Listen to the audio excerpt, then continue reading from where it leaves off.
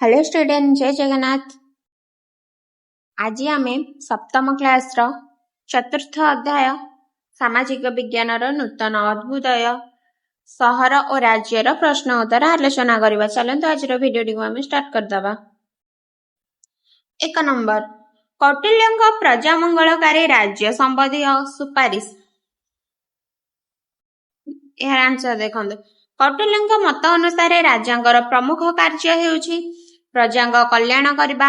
से कहिथिले जे राजा न्यायपूर्ण भावरे शासन करबा उचित एवं प्रजांग सुरक्षा और सुविधा प्रति ध्यान देबा आवश्यक।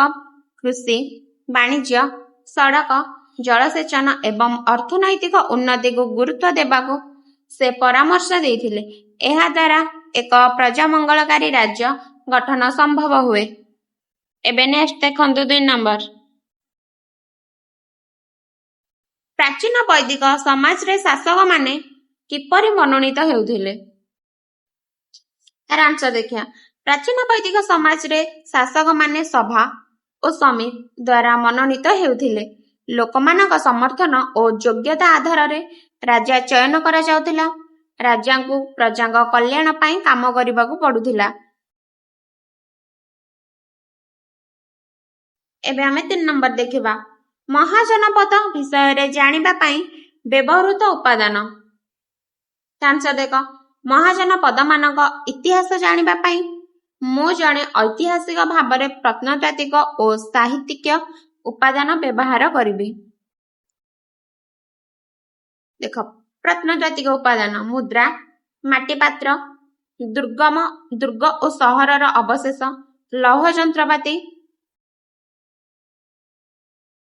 एगुड़िक द्वारा से समय अर्थनीति, वाणिज्य, जीवन यापन और सहर व्यवस्था विषय जना पड़े। साहित्यिक उपादान वेद, बौद्ध ग्रंथ, जैन ग्रंथ, अस्त्रशास्त्र। एही ग्रंथ गुड़िकर राजनीति, समाज, धर्म और प्रशासन विषय सूचना मिले। 4 ख्रीष्टपूर्व प्रथम सहस्राब्दी रे लौह धातु सहर सभ्यतार विकास सहायक होइथिबार भूमिका।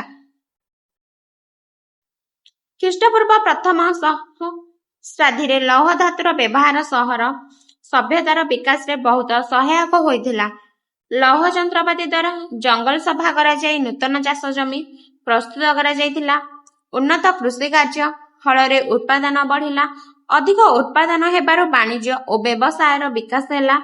एहा सहित नूतन सहर और महाजनपद गठन होई सहर सभ्यतार उन्नति घटिला। तो आज भिडियो आपण मानक भल लगिथिले चैनल को लाइक, कमेंट, शेयर करबा को जमा भी भूलिबेनी। रहउची जय जगन्नाथ।